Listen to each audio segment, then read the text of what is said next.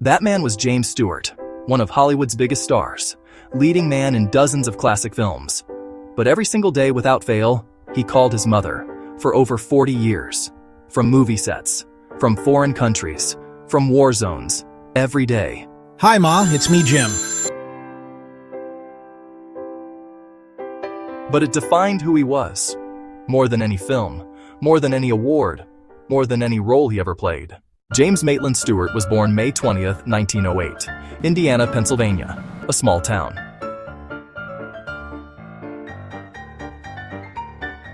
His father owned a hardware store. His mother, Elizabeth, was a homemaker.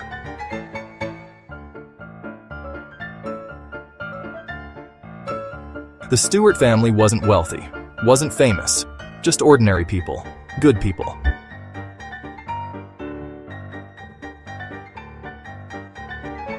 Hard work, humility, family. Never forget where you come from, his mother told him. No matter how far you go, this is home. We are home. Jim never forgot. He was shy as a child, awkward, tall and gangly. Other kids teased him, but his mother defended him. You're special, Jim, she'd say. God made you exactly how you're supposed to be. Don't let anyone tell you different. Jim believed her, because mothers don't lie. At least his mother didn't. He went to Princeton, studied architecture, but something changed. He joined the drama club, discovered acting, and he was good, really good. Not because he was loud or showy, but because he was real, authentic. When Jim spoke, you believed him. After graduation, he moved to New York, tried to make it as an actor. It was hard, really hard. Rejection after rejection. Small parts, no money. He lived in a tiny apartment, survived on almost nothing. And every week, without fail, he called home. Hi, Ma, it's me, Jim. Are you eating enough? Are you happy? I'm fine, Ma, don't worry. But she did worry. Mothers always worry. Then Hollywood noticed him. MGM signed him. James Stewart moved to California, and his career exploded. Mr. Smith Goes to Washington, The Philadelphia Story, It's a Wonderful Life. Film after film, hit after hit. James Stewart became a star, a huge star, but success didn't change him. Not really. He still called his mother every single day. Hi, Ma, it's me, Jim. Other actors found it strange. Jimmy, you're 30 years old. Why do you call your mother every day? Because she's my mother, and I want to. They'd laugh, think it was cute, sweet, but odd. But Jim didn't care what they thought. This wasn't about them. It was about her, about staying connected, about remembering who he was before Hollywood, before fame, before any of this mattered. Then World War II happened. Jim enlisted, Air Force, bomber pilot. He could have stayed in Hollywood, made propaganda films, stayed safe. But Jim believed in serving, really serving. He flew combat missions, dangerous missions, over Germany, over France, 20 bombing runs. Each one could have been his last. But before every mission, if he could, he'd find a phone, call home. Hi, Ma, it's me, Jim. I'm okay, don't worry. Short calls, but necessary calls. Because if something happened, if he didn't come back, at least she'd know. He'd tried, he'd called, he'd loved her, until the very end. He survived the war, came home decorated, a hero, but he didn't talk about it, didn't brag, just went back to work, back to acting, back to calling his mother, every day. By now, other actors stopped teasing. They understood. This was Jim. This was who he was. A man who never forgot where he came from. A man who loved his mother. A man who kept his promises. The 1950s. Jim's career continued. More films, more success. He married Gloria, had children, built a life. But the daily phone calls continued. Now he had two mothers to think about. His own and Gloria's. But Elizabeth came first. Always. Hi, Ma, it's me, Jim. She was getting older now. Her voice weaker, but still strong. Still his mother. How are you, Jim? And he'd tell her about the kids, about work, about life. Nothing deep, nothing profound. Just a son, talking to his mother. The way it should be. Hollywood parties, award shows, premieres. Jim would excuse himself. Find a quiet room. Hi, Ma, it's me, Jim. 5 minutes, 10 minutes, 20. Didn't matter. He'd stay until the conversation felt complete, until he'd said what needed to be said, until he'd heard her voice. really heard it. Then he'd go back to the glamour, to the fame, to the pretend world, but grounded, connected, real. Mr. Stewart, how do you stay humble? How do you not let Hollywood change you? Jim would think. Call your mother. Every day. Talk to her. Listen to her. Remember that before all this, you were just a kid. Her kid. And no amount of success changes that. Fame doesn't matter if you lose yourself. And the best way to stay yourself? Stay connected to the people who knew you first, who loved you first. For me, that's my mother.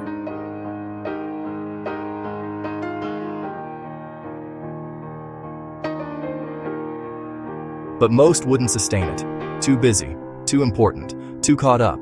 But not Jim, for over 40 years, every single day. The phone call happened. Hi, Ma. It's me, Jim. Even when he was filming on location, foreign countries, different time zones, he'd calculate the time difference, make sure to call when she'd be awake, when she'd be ready, when she'd want to talk. Elizabeth Stewart died in 1953. Jim was 45 years old. The phone call that day was the hardest one he'd ever made. Except he couldn't make it. Because she wasn't there to answer. For the first time in decades, there was no one on the other end. No, hello Jim, how are you? Just silence. Empty, devastating. Jim stood there, phone in hand, and cried. Because he'd lost more than his mother.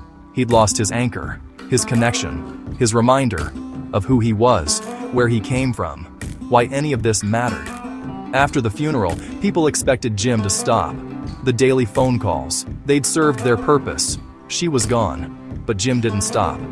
For weeks, he'd pick up the phone, start to dial, then remember. She's not there. Put the phone down. Sit in silence, missing her, missing the ritual, missing the connection. Jim, you need to move on. Find a new routine. But Jim couldn't explain. It wasn't about routine. It was about love, about honor, about keeping her alive, in some small way. So he did something. Every day at the time he used to call, he'd sit quietly, for 5 minutes, 10 minutes, and talk to her, in his mind. Hi, Ma. It's me, Jim. I miss you. I hope you're proud of me. I hope I'm living the way you raised me. Not a phone call, but a prayer, a meditation, a remembering. Years passed. Jim kept working, kept living, kept loving his family. But that quiet time remained, sacred, private, a way to honor her, to remember her, to stay connected to the boy he'd been, the boy she'd raised, the boy she believed in, when the world didn't, when Hollywood didn't, when he didn't believe in himself. In his later years, Jim slowed down.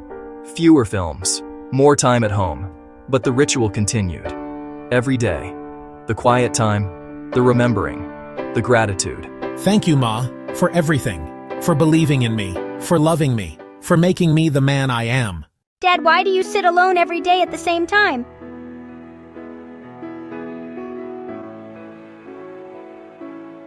I'm visiting your grandmother, not physically, but in here. She's gone. But she's not gone, not really, and this time, this daily time, it keeps her close, keeps me grounded, keeps me grateful. James Stewart died July 2, 1997.